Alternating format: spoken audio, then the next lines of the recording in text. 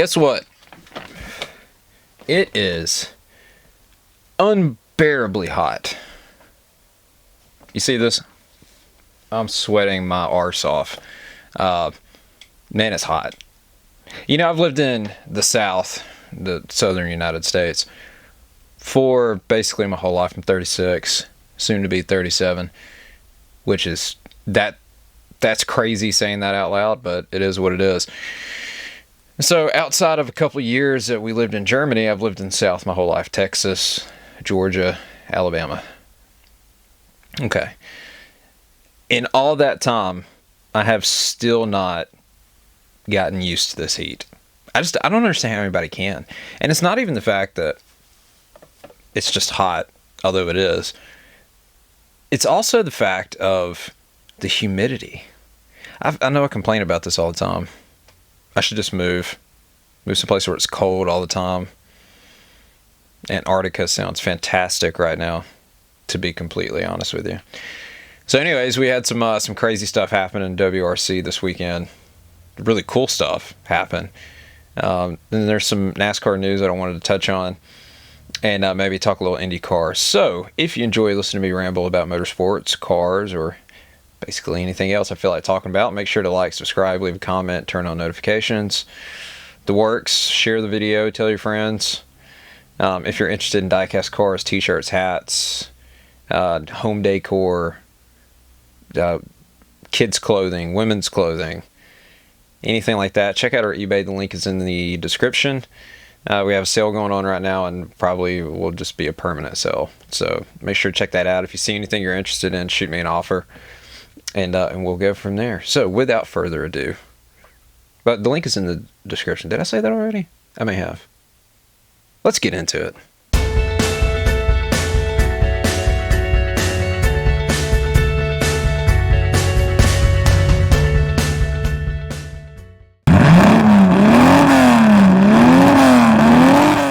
Oliver Solberg. Man, if you're not familiar with rally, okay, so his dad, Petter Solberg, used to race in, back when I was a kid, back in the 2000s. I'm sure he was doing it in the 90s as well. I don't know exactly what year he started WRC, but when I started paying attention to it, he was he was driving for Subaru, and was doing really good. Subaru packed up and left the sport, and so he kind of bounced around from different manufacturer to different manufacturer and kind of faded out. And then his son started coming up through the ranks, and Oliver got a ride with Hyundai in, I think it's 22, if I'm not mistaken, in the main game in Rally 1.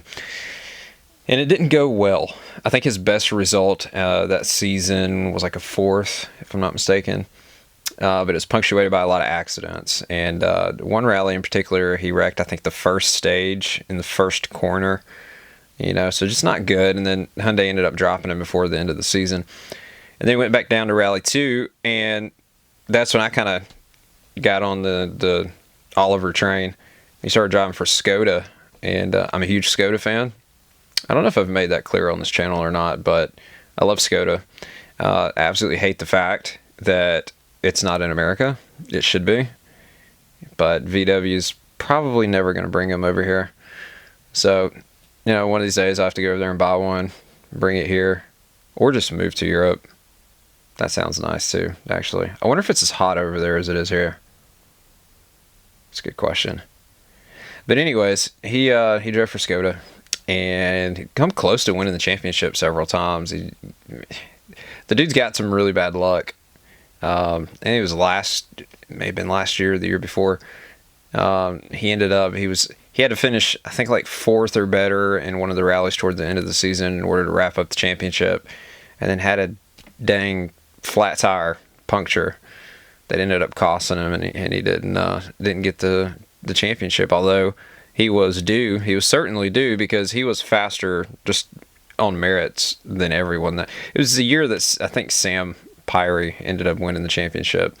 And what's funny is Sam has been moved up to Rally 1 with Toyota. I think this is his 2nd year. This may be his first full-time year. And he's not doing great. I mean, I'm trying to trying to say it nice, politely, but he's not doing good. Okay, he's running about 6th or 7th, and when you take into consideration that there's 3 teams on average, they'll run 3 cars, maybe 2 in Ford's case, and they'll run 3 for Sex here and there, but 6th or 7th is not great when you only have that many cars running in the main game. And then you have Oliver, who had he switched from Skoda to Toyota in WRC2 or Rally 2, and for this season, and so they worked out a deal for him to run the rally this weekend. And in a one-off ride, I mean, I think he tested for 2 days in that car, which is not a lot. It's not a lot of seat time. And in the dry, it rained yesterday, the final day of the rally, and so it's an unfamiliar environment as far as the car is concerned, and as far as the weather and the conditions and stuff. And so he goes out there and he just smoked everybody. I mean, absolutely smoked. And one of those stages on the final day, I think it was the first one, he ended up being like 3.5 seconds faster than the guys behind him. That's insane. I mean, a one-off ride. If I'm not mistaken, there's no plans for him to be in a Rally 1 car for the rest of the season. So a one-off ride, a car he's not familiar with.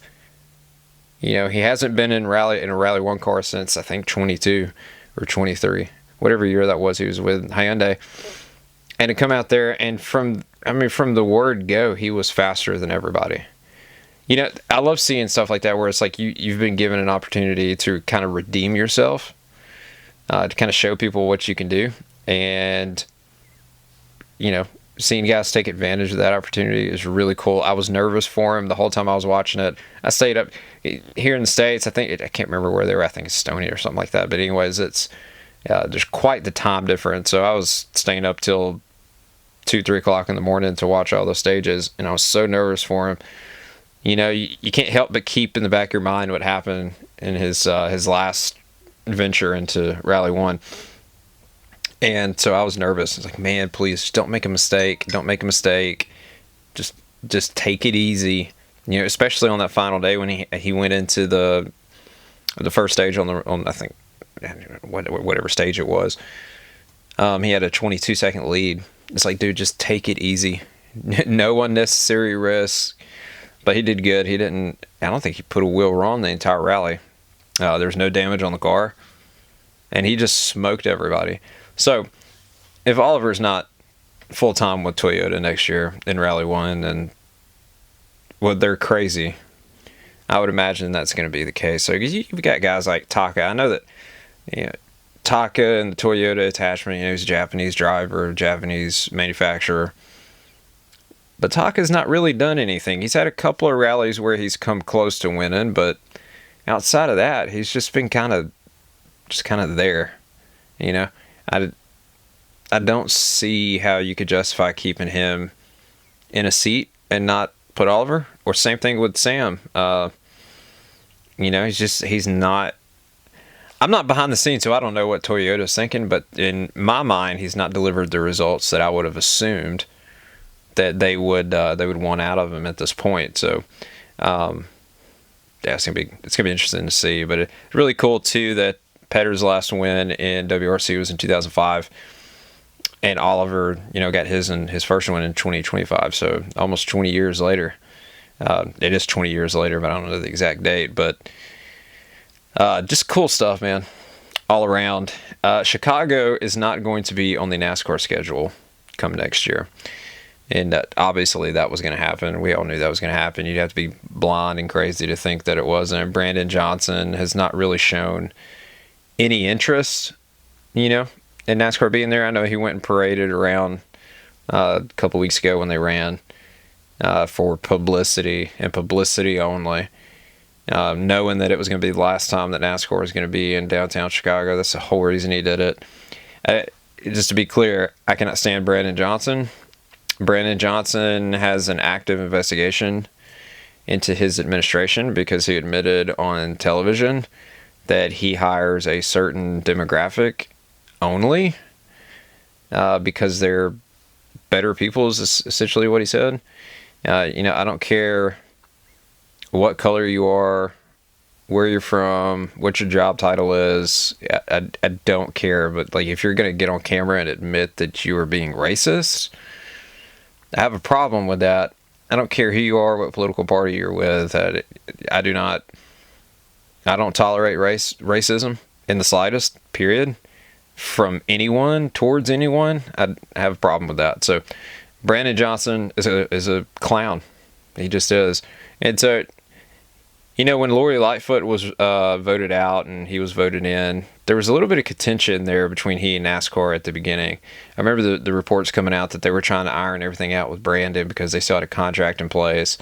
And just the way that I understood it from reading it was that Brandon was trying to get out of it.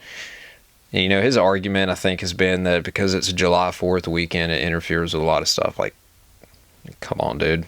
The amount of money that it brings in, give me a break. But the writing was on the wall. It was there was never gonna be a new deal.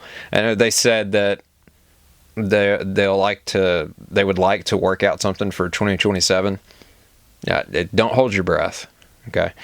But they announced that they're going to San Diego, which could be good. I'm always nervous about when they try a West Coast deal at a new venue because outside of Sonoma, none of them have really worked out. There's always something that ends up killing whatever venue they go to or their agreement or what have you. But so they're going to race at the on the I think naval base in San Diego, pretty big base.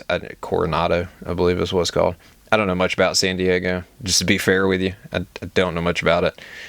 I hope it's successful, but like I said, I'm always nervous about the West Coast. I love the West Coast. Don't get me wrong. I'm not saying anything bad about the West Coast. I just don't. I don't know. They keep bulldozing racetracks out there. Irwindale's gone. Fontana's gone. Riverside's gone. I could be wrong. Hopefully it works out. Hopefully it's great. Hopefully it's good. It's a good race. I'm of the opinion that having a good race with the Gen 7 is next to impossible. Dover proved that. That was a snooze fest. I watched here and there. I know Denny Hamlin won the race, but to me it was just about what I've come to expect from the Gen 7. You have these crazy races every now and again where it actually puts on a good show, but they're few and far between. And of course I'm biased. I don't think there's a good NASCAR race when you have time out breaks for the drivers or for TV, whatever you want to call it. I have an issue with that. Now, the Indycar race, I did watch that yesterday, and man, was it a good one. They were in Canada on a street course. I think it was the last street course of the season. Award ended up winning. It looked for a long time like Palou was going to wave his magic wand again and end up stealing the win, but Pato ended up pulling it out, and that was good stuff, man. There was a lot of accidents, I'll say that. There was a lot of hip and check, shoulder to shoulder, argy-bargy. But it was good outside of all the crashes because I don't care to see crashes. That's not good racing for me. I mean, sure, I guess there's some excitement there, but I'm not crazy about crashing. If I want to watch crashing, I'll watch, a demolition derby or a figure of eight, race or what have you. But anyways, outside of that, if anyone is on the Gulf Coast, coast of America, coast of Mexico, or the Gulf of Mexico, or the Gulf of America, or whatever you want to call it, if anyone lives down here and you're looking for a car, a cheap car, back and forth transportation, we have one. A 2001 Ford Taurus. Now, I was going to keep this car. I think I've mentioned it on this channel before. I was going to wrap it like a NASCAR. And I would strongly suggest to whoever buys it for that to happen. But, I fixed a lot of stuff that was wrong with this car. It had the AC compressor was actually broken. And so the pulley was like trying to come apart, and so it was chewing up belts. And so I replaced all that. And while I was doing that, it just kind of dawned on me, it's like, I don't need this car. You know, I was just going to use it for a gag, basically, just to do a wrap. I don't need that car. We've got cars. So, we'll just get rid of it. You know, rather than it just sitting up here on the property, not being driven, stuff like that. There's somebody out there that could use it. So, if you know anyone that's interested, hit me up. Like I said, if you enjoy listening to me ramble about motorsports, cars, what have you, make sure to like, subscribe, leave a comment, turn on notifications. I didn't say it earlier, but as with the previous videos, as I've mentioned in the previous videos, we're under a copyright strike currently for an old video. So our reach is non-existent. So if you could help us out by telling everybody, you know, shouting it from the rooftops about our channel, that would be greatly appreciated. If you're interested in diecast cars, t-shirts, hats, any kind of racing memorabilia, or just home decor, I'm looking at a goose cookie jar right now. It's literally a goose with a blue ribbon. So that's the kind of stuff that we have. Lamps, you name it, we've probably got it. Industrial toilet paper dispensers that come out of like a public restroom. Brand new. We have 2 of those. So anyways, check it out. Our eBay link will be in the description. If you see something you're interested in, shoot me an offer and we'll go from there. As always, really, really appreciate you guys watching. And until next time, we'll see you. Peace.